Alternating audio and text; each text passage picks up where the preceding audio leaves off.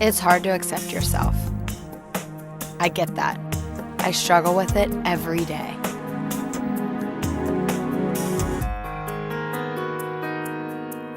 But no matter how devastating you think your flaws are, there are so many things to love about you. The acceptance movement is all about embracing that. Embracing yourself, flaws and all.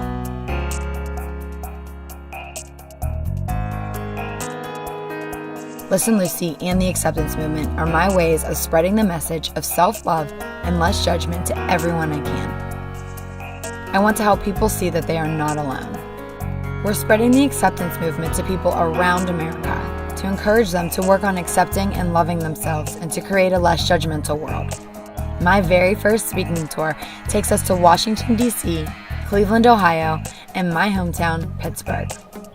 Welcome to the acceptance movement.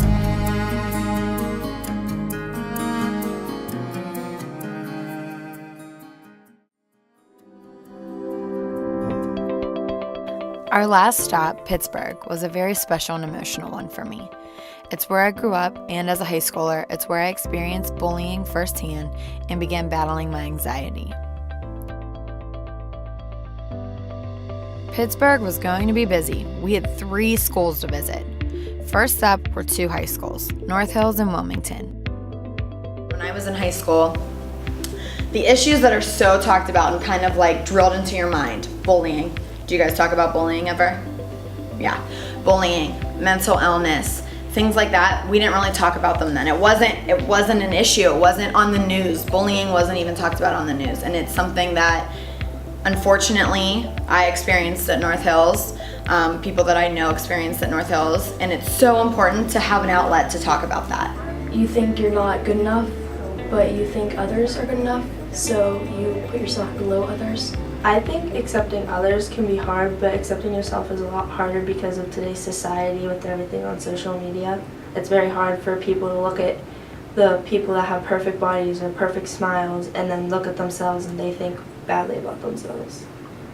You never know what other people are going to think of you, and you always need to try to fit in a certain way. The anonymous factor is attractive to people for 2 reasons. I think that 1, it's really hard to talk about things that suck. It's really hard. I talk about it personally and professionally all the time. It doesn't make it easier for me. There are times whenever I start talking about my anxiety disorder that I feel like I'm gonna cry. There are days that I feel like I can't do this. I can't run my own company because my anxiety has been so bad. I think that anonymous factor helps people because not everyone wants to put their name next to their struggle, and I think that's fair.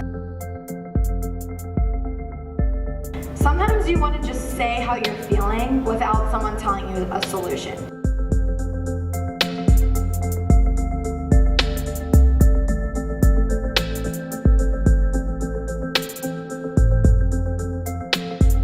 I think my biggest struggle is that my family isn't here with me, and I miss them sometimes.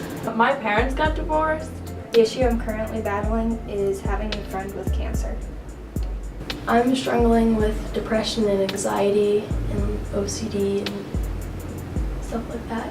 It's okay to not be okay, and it's okay to have those times where you just need to stop and maybe not go to school for a day or not go to work and just have a day to breathe. When I was a freshman in college, I was diagnosed with generalized anxiety disorder and panic disorder. Truth be told, I really started to struggle in high school. I was bullied really bad. Bullying wasn't a thing then. It wasn't something that was being talked about on the news. There were no anti-bullying campaigns, and everyone was just trying to figure it out. But it was so bad. I hated coming to school every single day. I hated being here. So it is actually kind of weird being here now because I'm very happy to be here. I'm very insecure about myself. I just care about what people say about me, that they're saying that I'm fat and ugly and all this stuff, so it just brings my self-confidence down a lot. Whenever I have bad days, I get really depressed. And I just don't talk to anyone.